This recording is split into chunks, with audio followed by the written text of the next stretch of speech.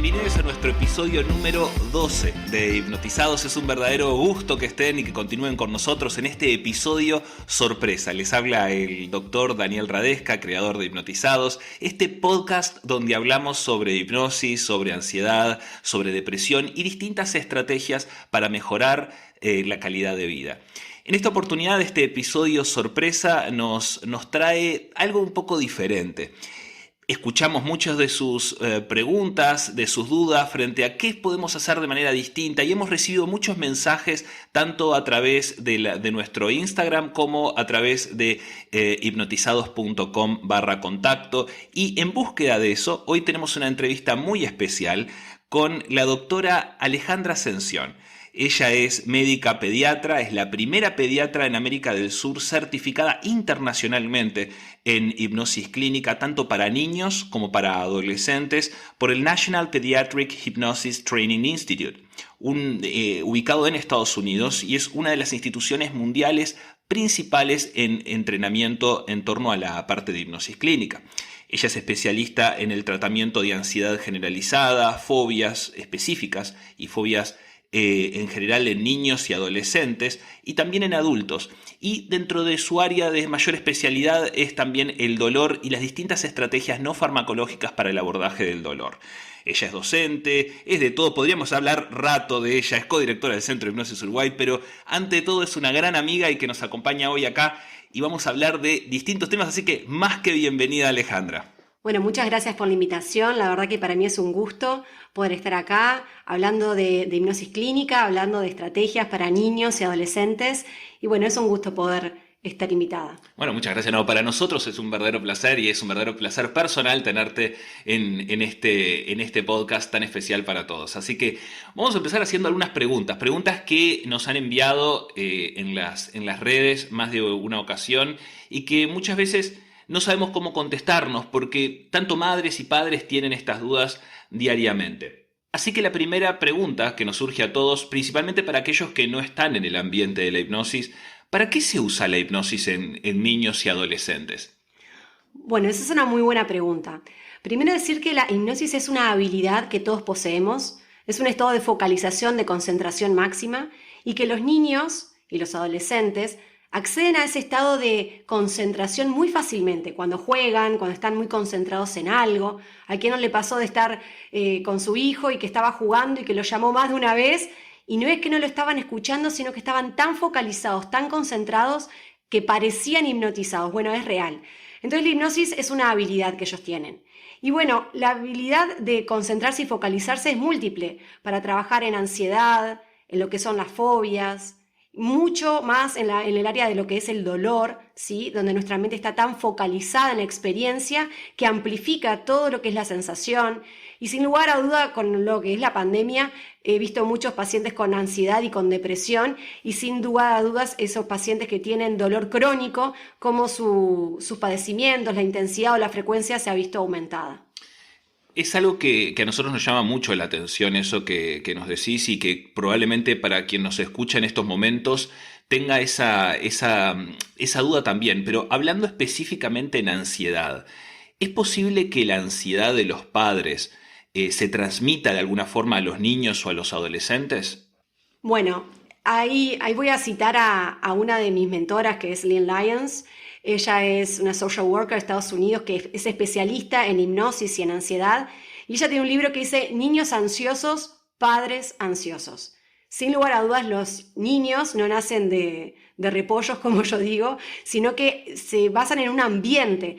Y en los tratamientos que trabajamos con hipnosis no solamente hacemos foco y énfasis en los niños, sino también en brindarle a las familias estrategias muy efectivas para cortar esos patrones de la ansiedad. La ansiedad se maneja con patrones que quedan a nivel subconsciente y cuando los trabajamos en edades tempranas, sin lugar a dudas hacemos un cambio increíble en lo que va a ser la adolescencia y sin lugar a dudas en su adultez. Entonces sí, la ansiedad es uno de los malestares más frecuentes que trabajo, tanto en niños, en adolescentes como en adultos, y cuando son trabajados precozmente, realmente los resultados son increíbles.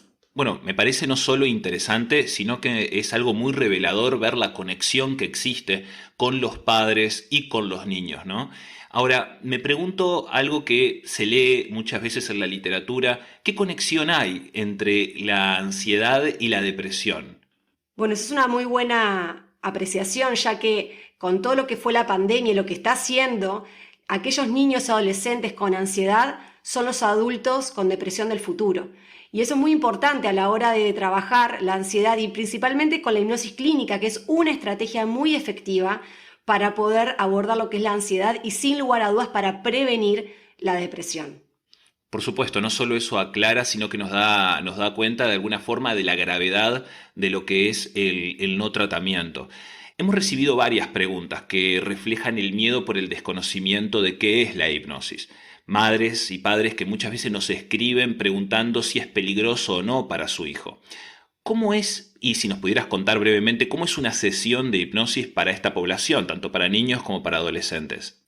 Bien, comenzando, depende si es un niño preescolar, escolar o un adolescente. Sin lugar a dudas, la primera instancia tener el encuentro con la familia, o sea, que esté el niño con su familia para poder demitificar, o sea, muchos de los miedos es que el niño o el adolescente va a estar en un estado de sueño o que va a perder el control y eso, lejos de todo ese esoterismo y lo que vemos en las películas, se trata de crear un vínculo terapéutico en el cual el objetivo principal es brindar estrategias, herramientas muy prácticas. La hipnosis no es una terapia en sí misma, sino un medio para lograr los objetivos.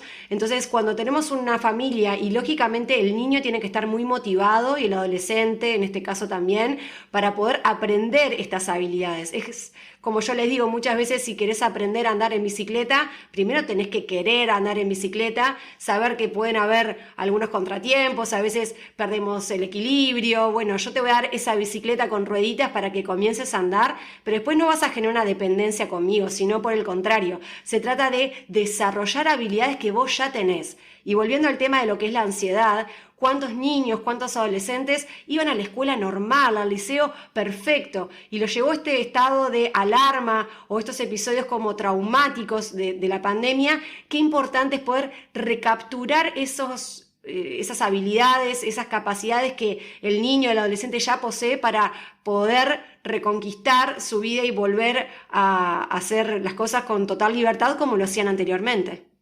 Es muy bueno ese punto de tratar de utilizar las herramientas nuevamente, ¿no? Lo otro, y es que muchas madres y padres tienen miedo de llevar a su hijo a un terapeuta.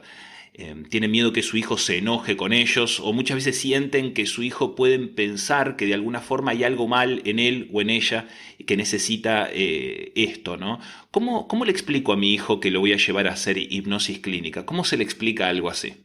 Bien, esa es una pregunta muy frecuente realmente cuando tengo el primer contacto, a veces telefónico, y esto no solamente con la parte de hipnosis clínica, sino en general, de poder empezar a primero identificar que hay algo para poder trabajar, para poder mejorar. A veces trabajo con niños con enuresis, aquellos que no tienen la continencia para hacer pis de noche, o con encopresis, o incluso otros problemas como se comen las uñas, que es muy frecuente. Hay múltiples problemas para tratar. Bueno, yo soy mamá también, entonces muchas veces comunicarnos con nuestros hijos no es del todo sencillo. Creo que crear como un espacio de asertividad en el cual yo les digo estos tres consejos o estos tres piques a los padres, de poder primero generar como ese ambiente de aceptar, ¿no? De hablar sobre los hechos, las cosas concretas. Por ejemplo, es una realidad que estás transitando por un momento de estrés o de ansiedad, o es un hecho o una realidad que cada vez que hablemos, por ejemplo, de trastornos del sueño, que es muy frecuente con el tema de la pandemia y la ansiedad, entonces es un hecho que cada vez que te vas a acostar te genera ansiedad y tenés miedos. O es una realidad que cada vez que te despertás por las noches te pasas a nuestra cama, por ejemplo. Luego pasar a esa parte de sentimientos, ¿no? Entonces, bueno, nosotros como papá y mamá nos sentimos como muy preocupados o realmente muy tristes por esta situación. Generar ese segundo paso de empatía, de poder empatizar con la parte de los sentimientos, que sería el paso 2. Y el paso 3 sería como abrir la oportunidad. Entonces, ¿qué tal si buscamos alguna alternativa. ¿Sabes que estuvimos buscando una doctora que trabaja con estrategias de autorregulación? Yo a veces no lo llamo hipnosis por esa reticencia o ese rechazo que genera la palabra hipnosis.